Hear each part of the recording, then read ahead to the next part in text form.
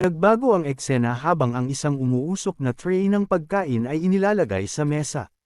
Young Master, oras na para sa iyong pagkain. Oh, tingnan mo nga naman ako. Nakalimutan ko palang ilabas ang mga side dish.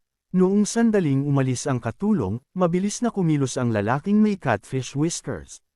Sinamantala ang pagkakataon habang walang nakatingin, hinaluan niya ng lason ang pagkain sa mesa, at pagkatapos ay naglahong parang bula.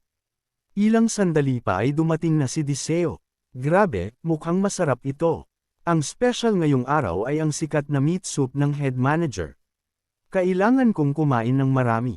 Uubusin ko ang buong mangkok na ito at kukuha pa ako ng second round. Kinuha niya ang kanyang chopsticks at samubo, at agad na naging seryoso ang kanyang ekspresyon. Sakto namang dumaan ang head manager. Nang makita ang kanyang mukha, nagtanong ito, "Young Master, may problema ba? Hindi ba ayon sa iyong panlasa ang pagkain?" Tumangala siya, ang mukha ay puno ng luha at sipon. Hindi po ganoon. Sobrang sarap lang po talaga nito. Oh, salamat naman, head manager, kailangan ninyong manatiling malusog sa mahabang panahon. Iyon lang ang paraan para patuloy kayong makapagluto ng ganito kasarap na pagkain. Mukhang talagang nagugustuhan mo ito, hindi ba? Hindi nagtagal, tuluyan na niyang naubos ang bawat butil ng pagkain sa mesa. Napakasarap. Biglang lumingon ang kanyang mga mata sa gilid. Uncle number 44, ano na naman ang inihalo mo rito sa pagkakataong ito? Dahil nahuli sa akto, humagalpak ng tawa ang lalaking may catfish whiskers. Nagawa mo na namang makaligtas. Kahit uminom ka pa ng 7 patak ng 7 Treasures Soul Stealing Poison, mukhang nagbunga na rin ang lahat ng taon ng unti-unting pagtaas ng iyong tolerance sa lason. Dati ay natutuwa akong panoorin kang namimilipit sa sakit matapos ang ilang kutsara lang ng sabaw. Sa halip na sumagot, iniabot lang ni Diseo sa kanya ang isang mangkok. Walang ideya ang lalaki kung ano ang pinaplano niya. Bakit? Biglaan yata. Ano ito? Ubusin mo ito. Maliban na lang kung mas gusto mong mamatay sa kamay ko. Natakot ang lalaki. Sandali lang, young master. Kung kakainin ko ang sabaw na ito, papatayin ako nito, hindi ba? Galit na itinaas ni Diseo ang kanyang kamao. Pumili ka at bilasan mo. Ang sabaw o ang kamao ko? Alin ang gusto mo? Ang pagdungis sa mahalagang meat soup na pinaghirapan ng ating head manager ay isang malubhang kasalanan. Bukod pa roon, hindi ka naman mamamatay rito. Tingnan mo, nakatayo pa rin ako, di ba? Ang matandang hanggal na iyon. Napakaraming beses na siyang nahulog sa ganito pero wala pa ring natututunan. Sige na, kumain ka na. Kung lalason ka ng isang young master, gumamit ka man lang ng walang lasa at walang amoy, napakakuripot mo. Sa araw ng tournament, ang pagdating ng isang partikular na tao ay kumuha ng atensyon ng lahat. Hey, tingnan niyo roon. Hindi ba isa iyan sa mga elder mula sa angkan ng Namong? Mukhang may iba pang mga elder na kasama niya. Tila nagtitipon sila muli para magbantay laban sa hindi inaasahan ngayong may mga tumamang kritikal na hits. Magiging kawili-wili ito. Dumating na ang takdang oras. Inanunsyo ng referee na ang unang inaabangang laban ng True Dragon Tournament ay magsisimula na. Maaari na bang umakyat sa stage ang mga Young Lord? Ang Young Lord ng Black Dragons na si Tang Che at ang Young Lord ng Ice Dragons na si Nam Congo. Nang mapansin ang mga supot sa sinturon ng kanyang kalaban, agad siyang nagreklamo sa referee. Ang mga supot na iyon na nakasabit sa kanyang gilid. Tiyak na hindi iyan puno ng kung anong uri ng lason, hindi ba? Dahil pinahihintulutan ng mga nakamamatay na hampas. Siyempre, mga nakamamatay na lason ang mga iyan. Nang marinig ito, namutla ang kanyang mukha sa gulat. Ano, ngayon ko lang narinig yan. Dapat isang espada lang ang kailangan mo para rito. Napakasakim mo naman. Bukod pa roon, ang pinuno mismo ng clan ang nagbigay ng pahintulot dito, kaya wala kang puwang para magreklamo. Ha, sinong nagpasya niyan? Ang matandang iyon, naghahanap talaga ng gulo. Nagsalita si Tang. Wala akong personal na galit sa iyo, young master. Pero pakiusap, huwag mong masamain ito. Kinagat niya ang kanyang labi sa galit. Ang mga bagong patakaran ay naitakda na. Galit sa kanya, noon ko pa alam ang tungkol dito. Gayunpaman, sa loob-loob niya, nakangiti siya sa sarili. Ako ang may dala ng arsenal ng mga sandata at lason. Sa pagtingin sa mapagmataas na ekspresyon ng kabilang panig, parang iniisip niya na nanalo na siya. Humahanga ako sa lakas ng loob ninyong mga namkong. Isipin niyo na ng ahas kayong payagan ang paggamit ng lason sa harap mismo ng isang miyembro ng Tang Clan. Tunay na kamangha-mangha. Bibigyan kita ng isang pagkakataon. Isuko muna ang laban at umalis ng tahimik. Ang paggamit ng mga ganitong uri ng lason laban sa isang kapwa mandirigma ng righteous path, maging ako ay nahihirapang tanggapin. Ang isang patak ay maaaring maging banta sa iyong buhay. Nagdilim ang kanyang ekspresyon. Malinaw na wala kang karanasan sa pagharap sa mga tunay na lason. Huwag mong sayangin ang aking kabutihang loob. Hey! Ano bang klaseng lecture iyan?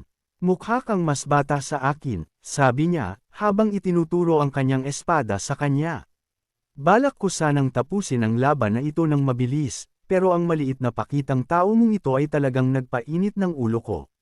Gusto mo bang lumabas dito ng buo pa ang katawan mo, o gusto mong mabasag ang bungo mo at ilabas ka rito sa stretcher?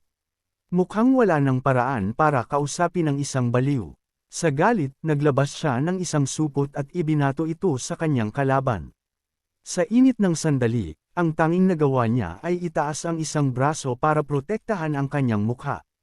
Agad na nagsimulang matuno ang kanyang manggas. Isang kinakabahang manunood ang sumigaw, "Sandali, papunta ba ang mga usok na iyon dito?" Ngunit mabilis na nagpaliwanag ang isa pa, walang dapat ikatakot. Ang mga elder ay nagtayo na ng harang gamit ang kanilang internal energy, kaya hindi makakaalis ang lason sa stage, paliwanag ni Qian.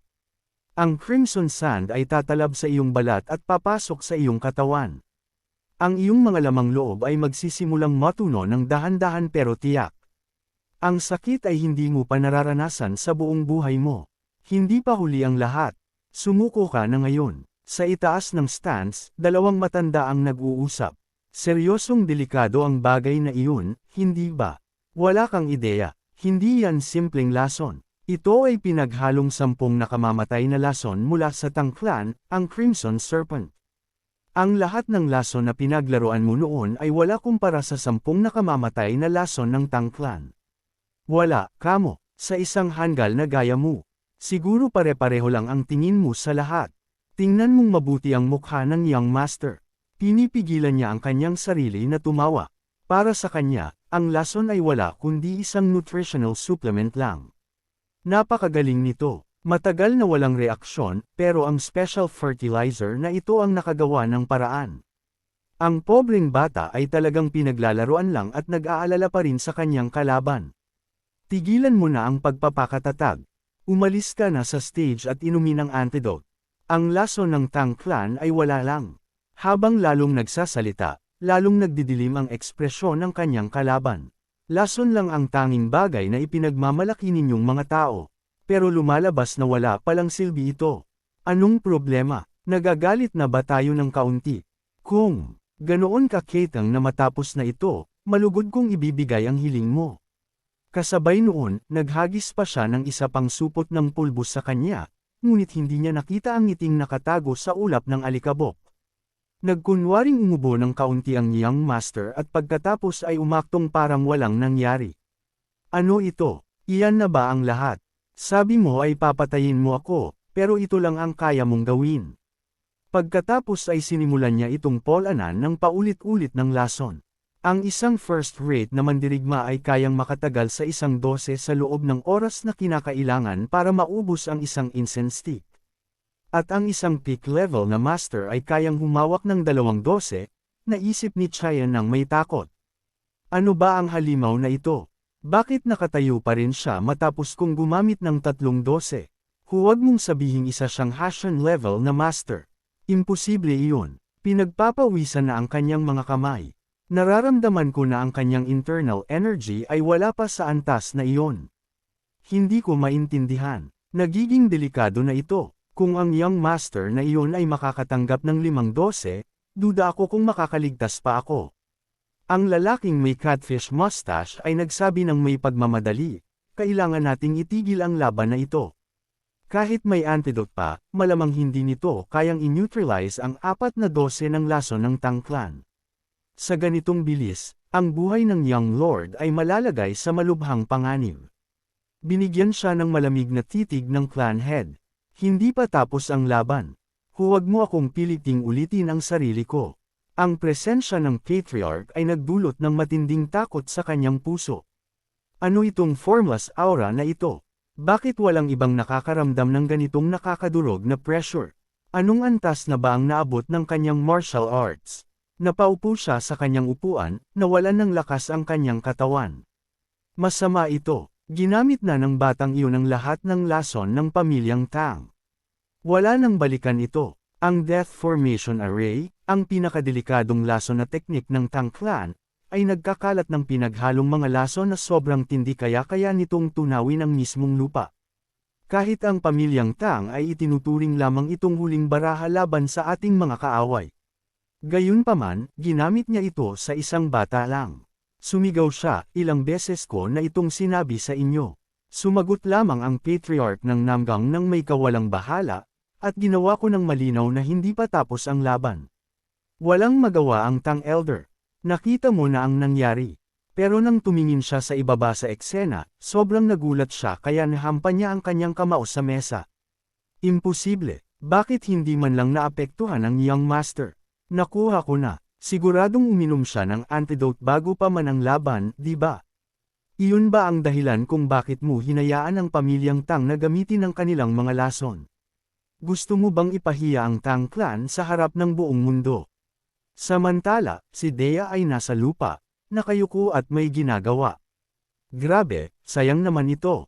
Lumalabas na tinitipon niya ang lahat ng pulbos na nakakalat sa paligid niya. Nagawa niyang makakuha ng marami-rami, pero ang susunod niyang kilos ay nag-iwan sa lahat na ganap na gulantang. Seryoso ka bang kinakain mo lang ang lason ng diretsyo? Iyan ay pinaghalong 10 pinakamakamamatay na lason ng pamilyang Tang. Isang timpla na maging ako ay hindi ko matukoy ng lubusan, lumingon siya at nagsabi ng may tingin ng paghamak. Hindi pa ba sapat? Nakakita na ba kayo ng taong ganito kasakim? Sige, bibigyan pa kita. Sandali lang. Sino ba ang kinakausap mo kanina pa? Ang pagkain ba ng lason na iyan ay nagpabaliw sa iyo? Sino ba ang kinakausap mo? Ang aking maliliit na sinta. Sa likuran niya, ang mga spectral images ng 3 cute na alaga ay lumitaw. Salamat sa premium grade. Fertilizer na ibinigay mo, sa wakas ay isinilang na ang aking maliliit na sinta. Pero medyo malakas silang kumain. Nang marinig ito, si Chien ay ganap na natakot. Baliw ka na. Kung may lason ka pa, ilabas mo na. Wala na ako. Ano ka ba talaga sa mundo? Isa ka bang poison human? Tila pareho silang kuryoso. Hindi ako isang poison human, pero hindi ka ba nagtataka kung bakit ayos lang ako? Sasabihin mo ba sa akin? Biglang hamyuni ng mahina ang gagamba sa kanyang tainga. Matapos makinig, tumanggaw siya bilang pagsang-ayon. Ganoon ba? Sinasabi ng aking maliliit na alaga na mayroong isang bagay sa itaas na may masarap na amoy. Ibigay mo na rin iyan, at pagkatapos ay sasabihin ko sa iyo ang gusto mong malaman. Iyan ay isang lason na exclusive lamang para sa aking ama. Ang tinutukoy mo ba ay isa sa 10 dakilang lason ng Tang Clan? Ayos lang sa akin, sigaw ni Catfish Whiskers. Kasabay niyon, tumalon siya pababa sa arena. Huminto ka riyan. Ano sa tingin mo ang ginagawa mo sa pakikialam sa laban ng ganito? Hayaan niyo siyang gawin ang gusto niya. Biglang sumingit ang pinuno ng Namgang Clan. Mga elder, makinig kayong mabuti. Mula sa sandaling ito, gamitin ang bawat bahagi ng inyong lakas para magtayo ng pinakamalakas na harang na posible. Kung magkaroon man kahit isang bitek, ang kanyang mga mata ay puno ng pagnanasang pumatay. Bawat isa sa inyong mga ulo ay gugulong, kaya huwag niyo man lang isiping mabaigo ako. Nang marinig ito, lahat sila ay nagmadaling sumunod. Heto, ito na ang lahat ng lason na mayroon ako. Wow, ang dami niyan. Nakangisi siya, ang kanyang mga kamay ay gumagalaw ng napakabilis habang ibinubulsa ang mga gamit. Sige, sabihin mo na. Paano ka nakaligtas? Sige, ipapakita ko sa iyo. Itinaas lang niya ang isang daliri, at mula rito, isang patak ng itim na likido ang lumitaw. Pakiramdam niya ay parang hindi mabilang na mga lason na nilalang ang hinihila patungo sa kanya, nagkukumpulan mula sa lahat ng direksyon.